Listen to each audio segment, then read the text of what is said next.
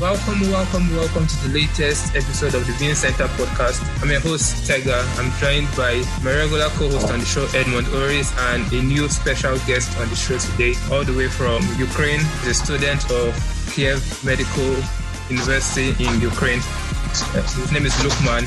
He'll be on the show with us today. I will let Edmund introduce himself, then Lukman will also introduce himself. So everyone, let's be hearing from him for the first time. Edmund, how are you doing?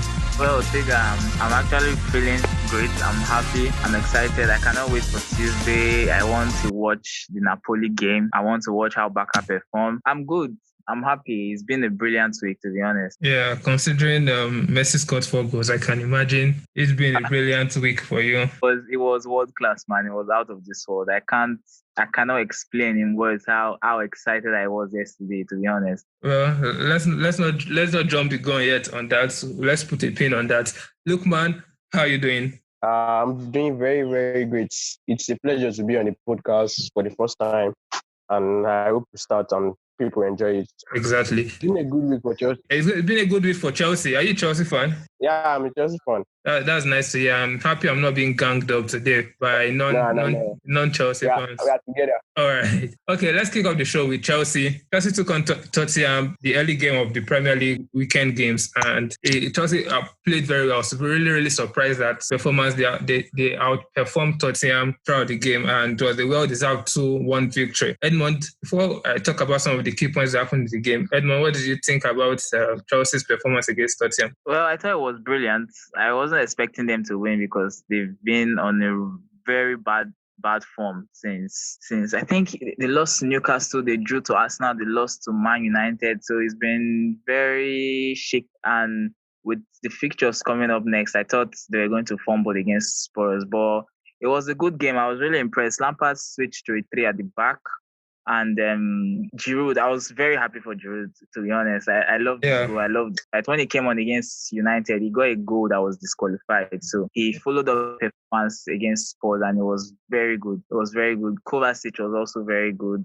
Alonso surprisingly came into the side and did very well. So I was surprised for Chelsea, but happy for Giroud. But well, let's see what they do against Bayern.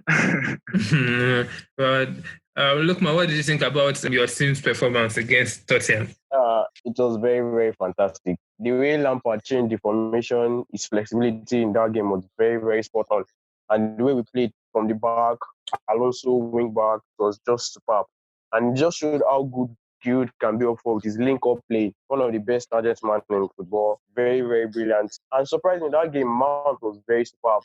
The way he was playing as a winger, creating chances. But he didn't score, but he performed really, really well. That was one of his best performances I've seen in the Chelsea shirt. It was incredible. Yeah, you touched on Alonso, and I feel Chelsea's formation needs to change for me just to accommodate Alonso, just because of the way he plays in the wing back. Is very, very good compared to when he's played at the back. Yeah. I think that was why Lampard was like dropping him this season, because he basically can't defend, but when he plays as a wing back, and he has as a Requeta, and he has Rudiger, he has Christensen, those 3 base back 3 that can mop up his mistakes. I mean, it's just better for Chelsea going forward.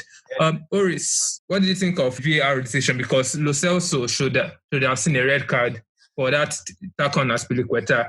Then it got said, they said no red card, VAR, and 10 minutes later, the FA confirmed that VAR made a mistake and that should have been a red card. I mean, it keeps happening in the Premier League also now. Every VAR mistake is always bound to be an embarrassing error every single time. It happened against Chelsea Manchester United, when Maguire should have seen a red card against Westfalen Batshuayi. Now, Lo Celso should have seen a red card, and FA even confirmed it even before the match ended that VAR made a mistake.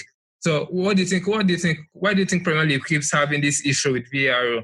Is it not a simple thing? Because everybody who saw that tackle immediately knew that was a red card. So why do professional referees keep making this mistake? I'm not really in the best place to answer the question, because I don't like English refs. A lot of them, from McDean to what's this other one's name? Michael Oliver. That guy, I don't like.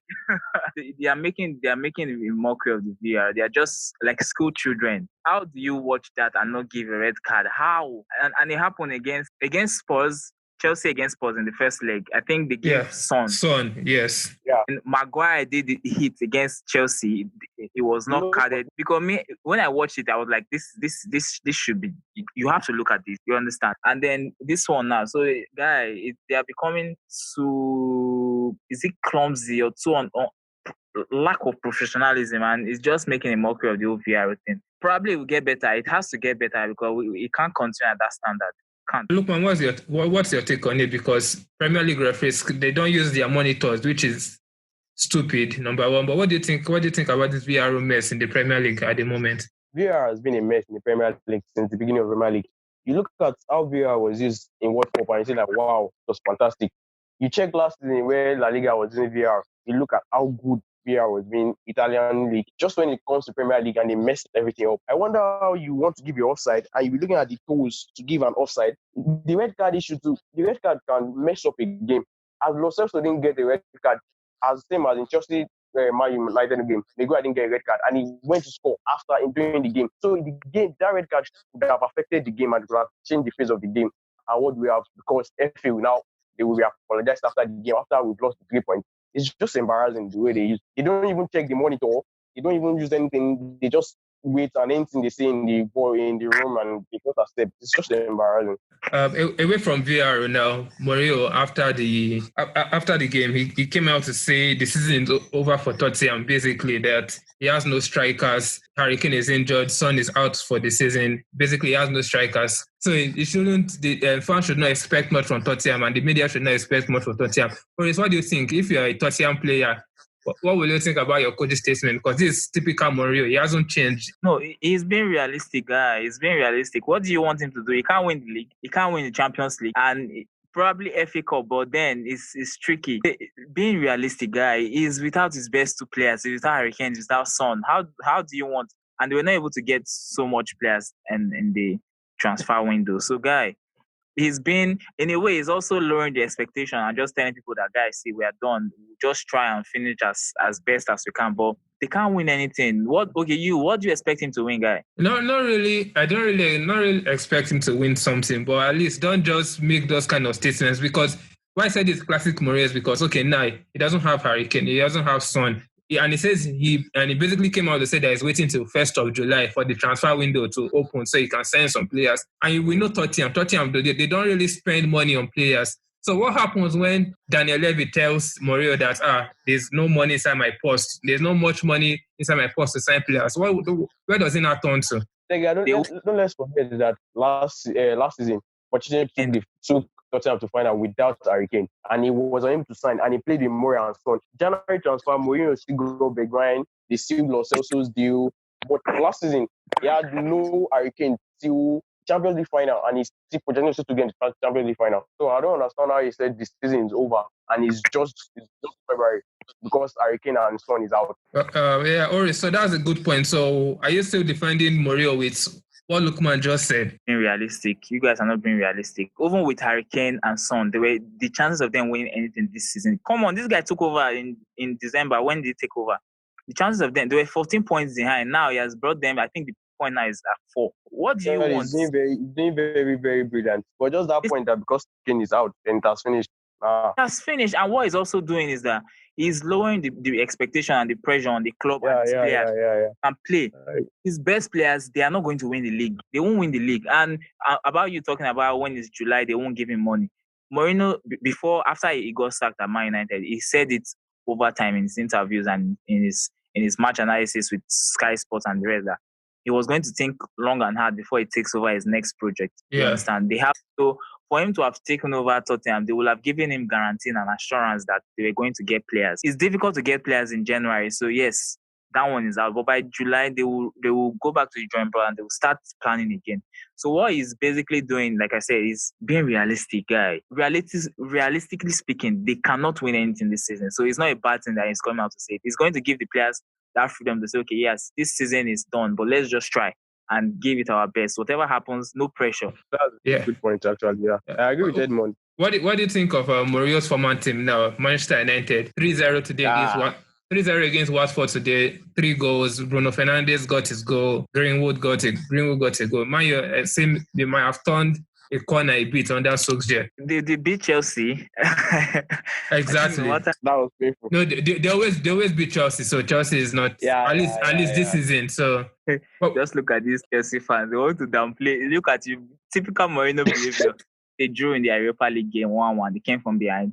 And then this performance, for me, it's progress. So it's progress. Happy for them. I can't really read too much because Watford, I think they're 19th or so. But it was good performance. I think Bruno has come in and he has kind of lifted the spirit camp and is making them. Hope you in this game, that Bruno's penalty wasn't actually a penalty. It was kind of dive. And VAR didn't even check. They didn't even look. Second look on it. They didn't check it. Let's not go back to VAR. It's done. But that Bruno Fernandes guys, he looks like a very quality sign. Yeah, he's a baller. I'm happy for him. I'm happy for them.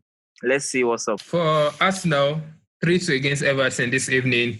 Bukayo Saka came in, and I think his introduction helped Arsenal in a way because I don't think without him coming on, the turnaround would have been faster because Everton took the lead and Arsenal had to come from behind to win the game. What do you think of Arsenal's performance, Lukman? Arsenal was fantastic in that game. At the beginning of the game, man, the Calvert first scored and it was like, oh, they were going to lose. And the way they picked up, they played on, and Zaka introduction, the guy just looked very good.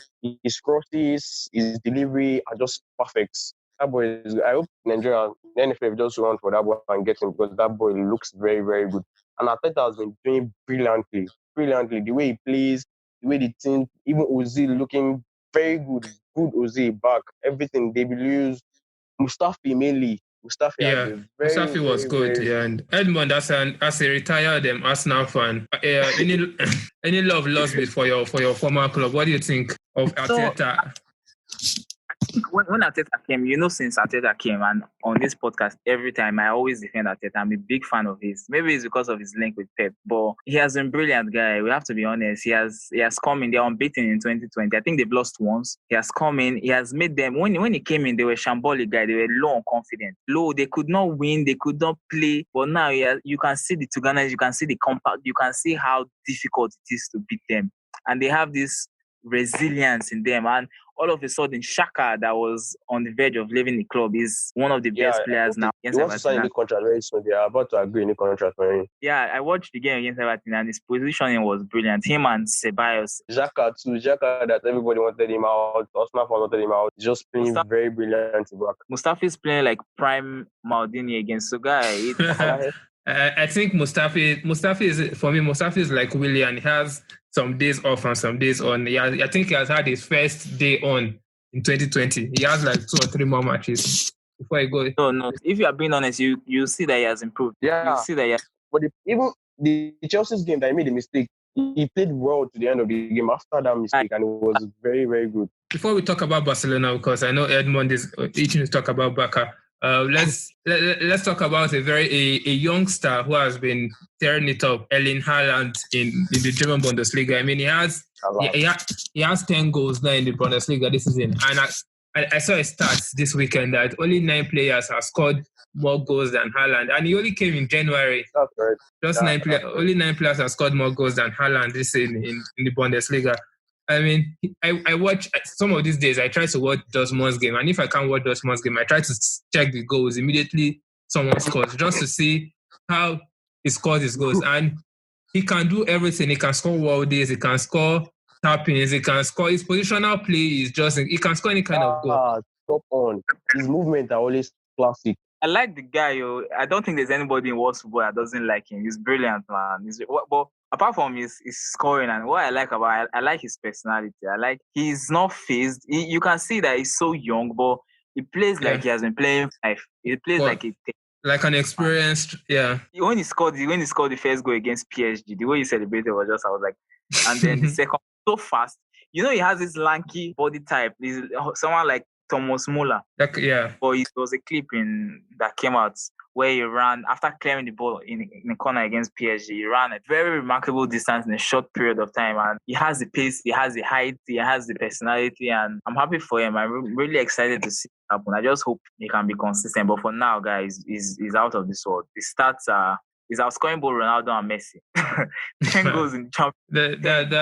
That's just incredible. Messi scored 4 goals this weekend. First half hat-trick. I mean, before the match started, Messi had not scored in 4 La Liga games. I think I'll be 4 or 5. I think 4 La Liga games, which was his longest. Oh. Yeah, which was kind of his longest run in La Liga for a while.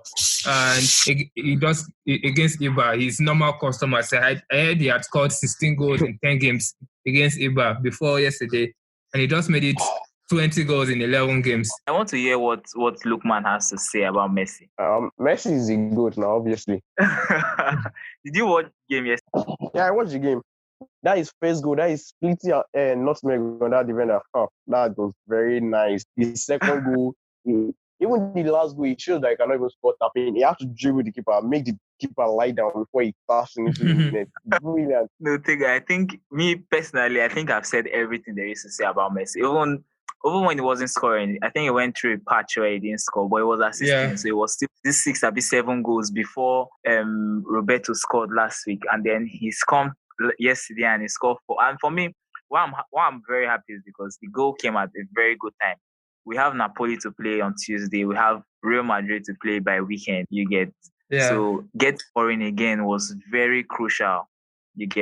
Was very crucial. So I'm happy. The goals were, the first goal especially, I was like, how can you not make someone in that tight space? Someone like, are you spirit? Are you there. Oh my God, So you can't. But I have learned that with Messi, anything is possible. Yeah, with one thing I've learned, exactly, you said it, with Messi, anything is possible. And with Barcelona, so anything is possible because something strange happened last week, which I want us to discuss now. Barcelona got a very, for me, in quote, an unfair advantage to sign an emergency player because I do not care what club you are, whether you are Barcelona, Real Madrid, Chelsea, Man U, even if you have 15 players injured for 100 months, you shouldn't be given that kind of privilege to sign a emergency player. And especially, and they went to get a Leganese striker, Martin Braithwaite, who had a release clause. Of 70 million. For me, it was an unfair advantage for Barcelona. Even your president, after signing the Braithwaite, he also said it was unfair for Leganese not to be able to sign a player. But the problem now is that Leganese were not allowed to sign a player to replace Braithwaite, and obviously now they are fighting relegation. They might get relegated because their key player is out of the club and they could not even get a replacement. What do you think about that rule? For me, I think it's unfair and it should have not been done, no matter how big the club is. But I don't know what you think. Yeah, listen to me. Life is fundamentally unfair. It's unfair on Leganese, true. They may go on relegation, true. I'm sorry, but the rule and the law was not made only for Barcelona. It has been made. Yeah. It has been made in Spain for numbers of years. It's only just coming to the limelight now because Barcelona are choosing to activate it. They are not the ones that wrote the law. Law says if you are out injured for a long term, 5 to 6 months, and they have 2 players. They just activated the law. It's not. They were not the ones that wrote it, guy. You understand? It's unfair, but at the end of the day, everybody will do what they have to defend themselves and to give themselves a upper hand. You get Dembele's injury was very unfortunate because in January we didn't want to sign any player. We were banking on Dembele coming back, new signing and everything, and then he had a relapse, which basically rules him out of the season. The guy is not going to come back, I think, till August. Yeah. You get. We are light. Roberto is injured now. We have only 13 fit first team players, guys. So what do you want us to do? In England, it can't happen. In Italy, it can't happen. But the rules in Spain state that it can happen. And on Leganese being unable to sign, none of their players is injured. It can't happen for them. It's not like that's not the rule. That's not how it works. I know that it's unfair, but that's how life is. Anyways, for me, that's not how that should not be how that's how life is, though. But should not be how life should be in terms of football because obviously Barcelona go back and review the law after this. Yeah, but it's a rule and it has to be followed.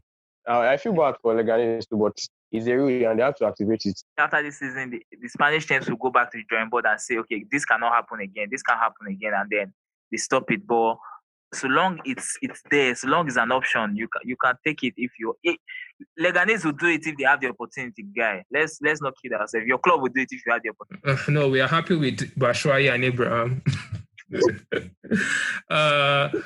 Look, what do you think of Bryce White's performance? And he came on when Barcelona were 3 goals up, and he got an assist to his name and almost got a goal. The way he came up for Griezmann because of that game. Griezmann was just out of the game. Even since the beginning of the season, Griezmann has just been up and down, and he was very, very brilliant as he came on. 2 assists in just 2 minutes. I think it was a very classic performance.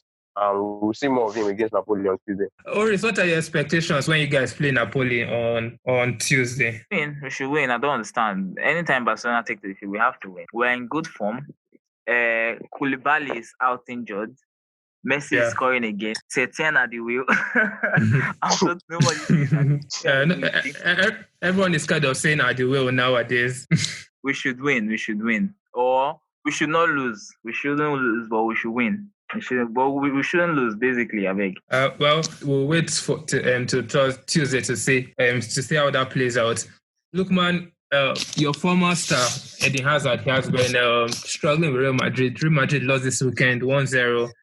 And he has been struggling with injuries. He was back on Saturday and got injured in the game again. Real Madrid also lost the match this weekend, 1-0. What do you think about Hazard so far? And is there a way he can get back to his best before, let's say, before the El Clasico? It's really painful to see Eden Hazard of Chelsea, struggling with games, struggling with injuries, and just Hazard now missed more games in Real Madrid than he missed the whole 7 years he spent at Chelsea. Injuries. He hardly get injured in Chelsea. Probably I've only seen him get injured like once or twice in his whole Chelsea career. Now he's struggling to even get goals, struggling to get assists, struggling to even be fit for matches. It's actually very painful. But I think very soon, if it continues very soon, Madrid fans, they don't have any choice. They will just bring him, and in 1 year or 2 years, they might just want to sell him out again, which will be very, very painful to see of Hazard. So I hope soon he gets his fitness. It's been very unfair. I'm very, very not unfair. Unfortunate. It's unfortunate. He's not just had any rhythm. Is it continuous? Let me use that word. It's been on. Okay. I don't want to be like the normal English media that will come and start saying he can't cut it in La Liga. He can't deal with the physicality. He can't deal with that's what English media will tell you. If it was an English league. In the Premier League, that's what they will say. But no agendas here, though. I feel like it's unfortunate, but I feel like it will come good. It will come good eventually. Probably not this season again. This season is done. Yeah. He's out. I'm saying it might be out at the end of the season. I don't think it'll be end of season, but it's out of El Clasico. It's out of their Champions League game against Man City midweek, and they've lost to Levante. They've dropped from first to second. I think 2 points behind Barca, and Barca will probably win that game at the Bernabeu on Sunday next week. So probably their season is over. Except his season is over. I don't know who will win against Man. I don't know how they will do against Man City. But it's been unfair what has happened to him. But then again, Modric was labeled the worst La Liga signing the year he came. He struggled also. Even Bale had issues with injuries when he came to, but he late, and I don't really know what to talk about it. But Hazard is too talented to flop, guy. He's too talented. How do you feel about being back to the top of the table in La Liga, pending when the El Clasico? I think even if you guys lose the game, I think you'll still be top, if I'm correct. No. Okay, you guys lead. The only 2 points. So if they lose, Madrid will be top, I think. But Tega, as a Barca fan, being top is our birthright as far as La Liga is concerned. We have Messi for most of this time, and the guy has really closed the gap. See, most of our La Liga wins has been down to Messi, and I keep saying it. As long as we have Messi, it doesn't matter who Real Madrid buy. You can buy Pele, Maradona, bring back Ronaldo. As long as you have Messi in your team, over a 38 game league, guy, you are not going to be as consistent as he is. It's too decisive for you to win. The season we didn't win when Atletico won, Messi was injured. It was just before the World Cup. I think the other time it was Mourinho. I don't know what Mourinho did. He got 100 points. So that's hats off to that. But other than that, guy, eight league titles in 10 years, solely down to Messi. So as long as you have Messi, you have a chance. So what happens when Messi retires? When that time comes, we'll then All right, so let's preview some other Champions League games coming up Tuesday and Wednesday. We've obviously talked on Napoli, Barcelona, Chelsea, Bayern Munich, Lukman. What's the fate of Chelsea? Now we are seen as the underdogs, and they think Bayern will just go on and beat us anyhow. But I really feel that it will be a very tough game, and I think Chelsea should come out with something. It depends on how Lampard lines it up. I see him playing that same 3-4-3 that we played against Tottenham. But I think it will be a very, very cool game. But I don't know what's wrong. He hasn't been playing Kepa recently, and Caballero has been in goal. Although doing very, very great, but sometimes you feel Caballero, he comes off his line very, very soon, and sometimes he can cost us. I hope he play very, very well. Rudiger has been kind of questionable in the last few games. He can't play like that against Lewandowski or Nabi. We are going to chop it so much if he plays like that. But it's very, very good. Well, as a as a fellow Chelsea fan, I see Bayern causing us so many troubles because our defense is almost non-existent. Our goalkeeping problems are is a serious one. Kepa is on the bench. Caballero is Caballero. He can be good, he can be bad, he can be shit. I just hope that Giroud starts and not Tammy Abraham, because Tammy Abraham is young. He's still, for me, Tammy Abraham still has a lot to learn, forgetting his amount of goals he has scored this season. So I feel Giroud should be better in Champions League, in European competitions, like the way he played in Europa. He'll be very, very better. And I hope I doubt he'll be fit to play, but I just hope he's back on the bench, because we really, really need Pulisic also in that game. Oris, your predictions for Chelsea Bayern, what do you think will be the scoreline? Guy, you guys can't beat Bayern. You guys can't beat this 2012. Bayern, they are not all that good, though, to be honest. They are not all that good. But the issue I feel, but Lampard kind of proved me wrong this last game, is that he's not so flexible. You understand? When you see managers for like Guardiola, it will never change his style, setting, and most of they are not. That's why I like Mourinho. You understand? I'm not a big fan of his style of football, but he's pragmatic. He will do whatever it takes to win the game. Just to win. So I'm just hoping that Lampard. No, I'm not hoping. I want Chelsea to lose. Jesus Christ. I want Chelsea to lose. Olympically, Lyon vs Juventus. Ronaldo has been on top form this season. 11 straight matches, 11 straight goals. And he scored this weekend again. Juventus won. He has been an incredible for his age. The more he keeps getting older, the better. For me, I think the better he gets, or the more chance he has to prove his doubters wrong. When they play Lyon, what do you think happens? What's the prediction on that? Straight win, they win Lyon, of course. They win Lyon. There are no two ways about it. They'll win. It will be an easy win. But Juventus, they are not all that. They are not all that, but they'll win. They'll win. They have too much experience to not win. Lukman, what's your take on Ronaldo? I think Juventus will win the game easily. The player has been out for Lyon for a while. And Dybala, Ronaldo, they are both on form. So it'll be an easy win, I think, for them. So there was a big fight on Sunday morning. Earlier was on Sunday morning, Nigerian time. Tyson Fury vs. Tony Wilder. Was anybody shocked to see Fury win? Because I wasn't shocked. I felt he was always going to win.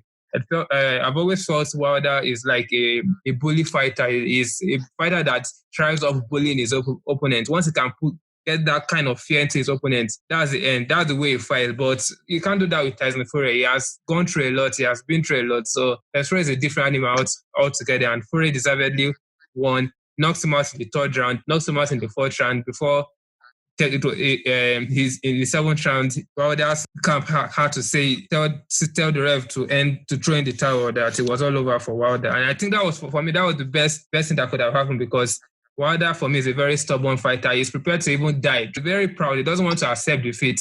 That's the kind of fighter Wilder is. Oris, what do you think about the whole bout? What do you think about Tyson Fury, especially? I like Tyson Fury. I didn't watch the game. I think I saw the highlight. But I know from his previous fights I've seen, the guy is very technical. He's very calculative. He knows. I don't know how to put it. He's not really much of a. There are some fighters when they just want to box. This guy is calculated. He's very calculated. That's the word. So I knew he was going to win. I was not surprised, to be honest. Lukman, what do you think about the bout? Yeah, I think Fury was bound to win in normally, but I really like Wilder. I wanted Wilder to win the fight, kind of, but he was too boastful. He made a lot of mouth, and at the end, he fucked up. So it was a cool fight, I think. but I wanted wider. Oh, you were supporting Black History Month. Someone said Black History Month ended early. Well, there are talks that fight against Joshua. You post Golden Boy. Golden Boy. Who do you think wins that? For me, I feel Fure will win. And why I feel Fure will win is that I think recently Anthony Joshua is beginning to select the kind of fights he goes after, because I think he wants to enjoy his health in a good way. You can say he's now more of a celebrity. He comes to Nigeria, he does NIN, goes to see the Oba wearing shirt and boxers, all those kind of things. So I feel I don't think Anthony Joshua will want to fight Fure. I doubt that bout will happen. But in a world where it happens, I think Fure definitely beats Anthony Joshua. I don't think there's any question about that. I think that might happen soon, because I saw I think like this guy's manager or something. Joshua's manager commenting that the fight will happen soon or something. I think it's later this year. Well, it will be Joshua. I don't see Anthony Joshua winning that bout, but it's going to be fight. I think both of them are actually friends, and they are both from the UK. So Joshua is from the UK, Fure is from the UK, and I think they are both decently free. They are good friends. So it will be fun to see what happens. I think the Nigerian shaman, or popularly known as Juju Men, will be helping Anthony Joshua. Maybe they'll be concocting something.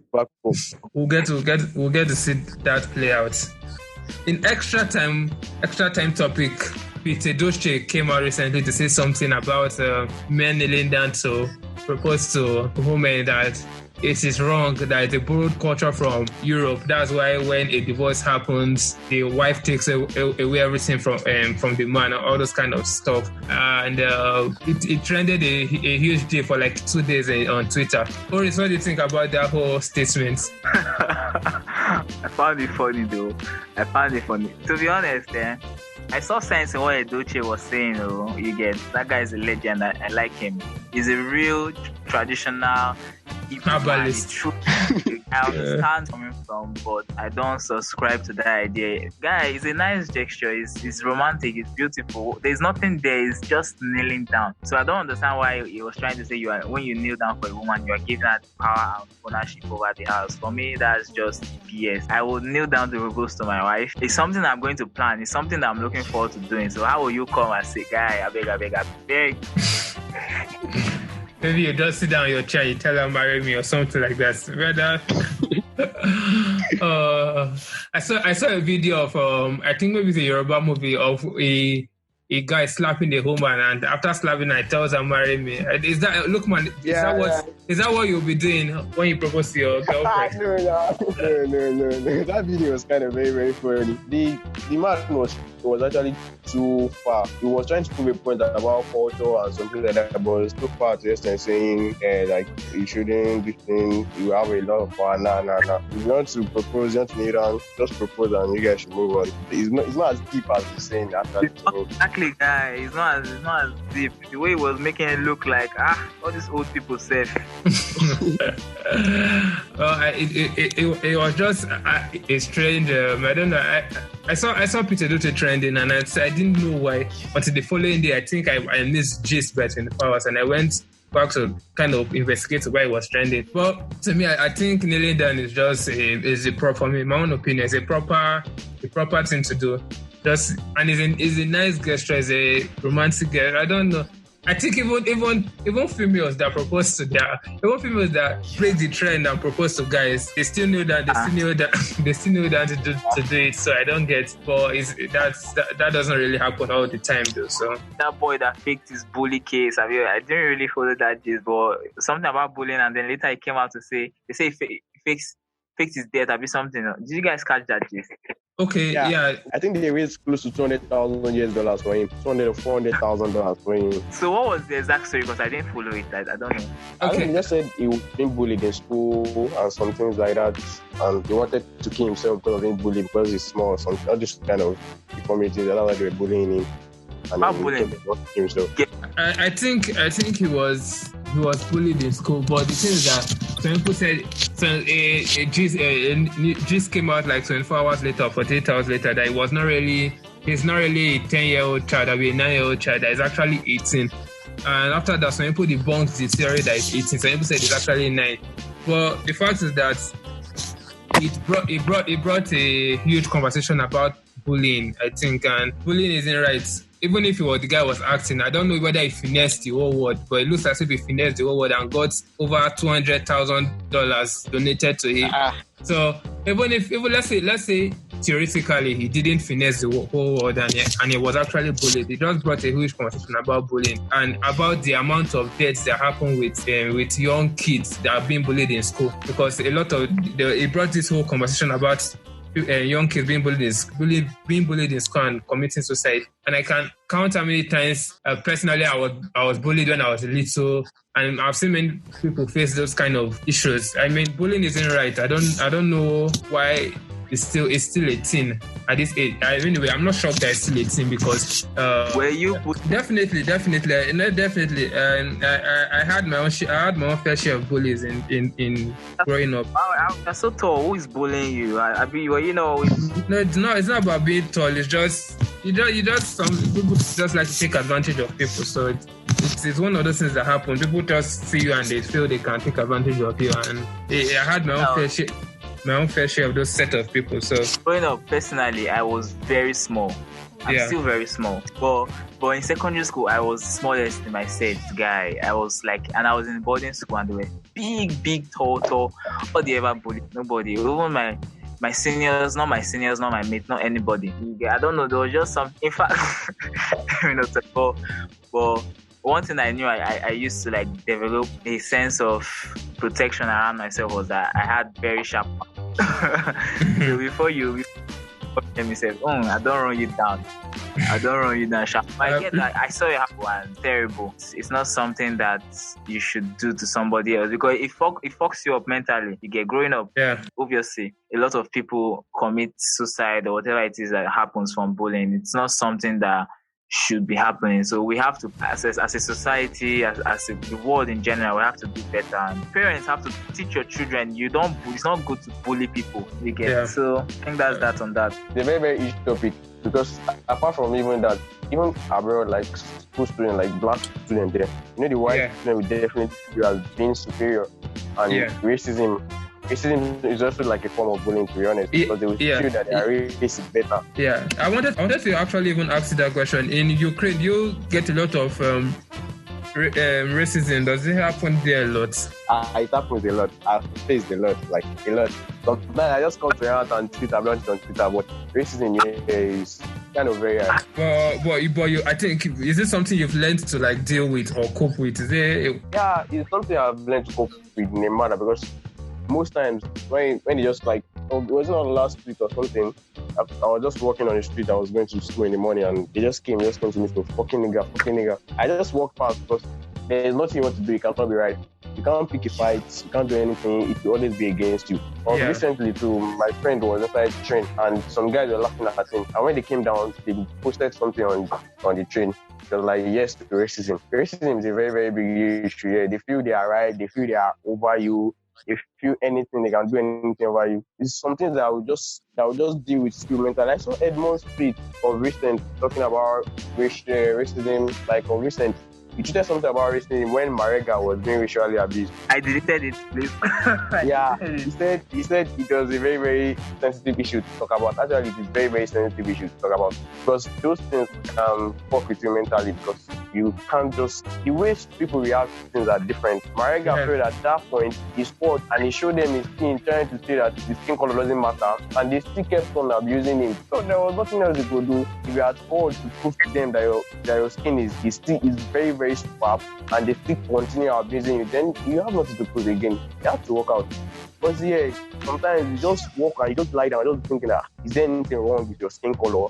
Is any other skin color more than? Not everything is very, very, very equal, but that feeling is in them mainly. Anyway, I tweeted that. I said, let me. I think if I can remember correctly, I said it's unfortunate what happened to the guy, the footballer, and him trying to work out. And I said, but if we continue to work out, then I think then you are giving them the win. Are winning because if you work out today, will you work out tomorrow, and will you work out next tomorrow? What happens? because the way I see racism, and it's a topic I don't like to talk about on Twitter because they can suspend your account. There are some issues personally I try to have because you know them, Jack. They always But I see racism as something that it's never going to end, guy. It's unfair. It shouldn't be. You get, but it's just the way. I don't think a time will ever come when we would say yes, white, because these people are giving birth to children and they are teaching the children the same thing. Yeah, the small exactly. Kids almost do the same thing. They will see you, they will start running. Like, why are you running? Just kind of very. They just see you, they will run away. You get, it can be managed better in stadiums, in public places and all that. But for it to stop, for the whole world to come into and key into the idea that all skin, it will never happen. Those people will not agree. You get. When we look at Nigeria, tribalism is still a big issue. Exactly. You see them saying, so if tribalism is not even big up in a country, Nigeria, Africa to Africa, South Africa is having issue with Nigeria. That's another big problem. Racism is a big problem. So I'm like, if we cannot agree that it's never going to end, why are we working out? If you work out, then you are winning. You are letting them win. They were pissed off because the guy was a key part of their team that was winning. So they wanted to destabilize any other thing. So they said, okay, let's attack him. If we attack him, he will work out. And it happened. So I feel, but I'm not in his shoes and I don't know how I'll react to, but from just looking at it, I think that Daniel Alves once was thrown a banana. He took it. Well, it's just a sad situation all around. Bullying, racism, every single thing that goes along with those sort of things. Well, on that, is there a lightful note? On that, I don't know what to call it, sad note or whatever it is. We could bring an end to the VN Center podcast for this week. Let's hope the Champions League matches go well for our various teams, and we'll be back next week with the full squad to discuss the second round of the Champions League games. Oris, thanks for joining me once on the show today. It's been fun having you around as always. Thank you, Tega, guys. You know, football is all I talk about. I love football. That we're going to have brilliant football conversations. I'm always ready. So thank you for having me.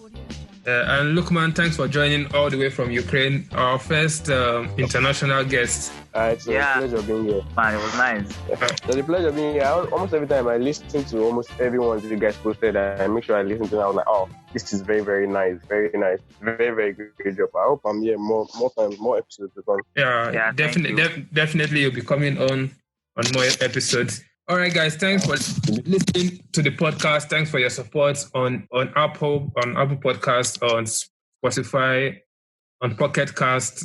It means a lot. Thanks for your likes, your retweets, your shares, your downloads, especially. It helps us. And if you would like to sponsor the show, let us know. Reach out to us on Twitter. If reach out on Twitter or via email, we respond to every single messages. Take care of yourself, guys. Cheers.